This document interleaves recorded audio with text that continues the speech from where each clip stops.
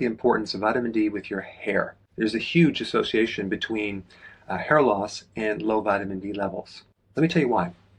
Because right beneath your skin, okay, so you can see your hair right here, but right beneath the skin, there's something called the follicle, and that's kind of part of the root. And on that root area, you have sebaceous glands, which produce an oil and like a waxy substance that goes into the hair that protects the hair. There's also antibacterial things in there, and it does a lot of other things. But both the sebaceous gland and the follicle, which is right deep in the skin, have vitamin D receptors, okay? Now there's various growth stages of your hair, and there's one called anagen. And this is the new hair growth stage. It's the first stage from follicle to the full-grown hair.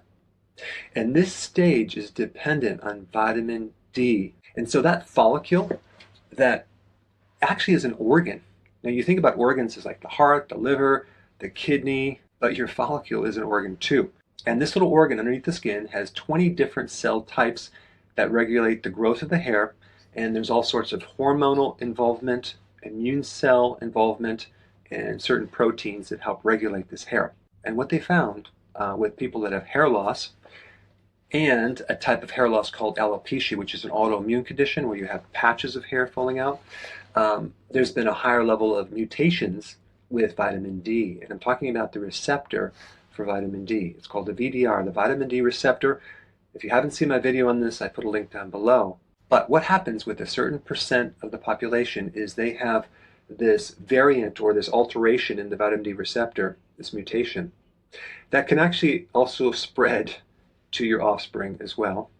But this mutation doesn't allow a person to absorb vitamin D. And so if they're taking the normal amount of vitamin D or getting a certain amount of sun, it doesn't work, and all of a sudden they start losing their hair.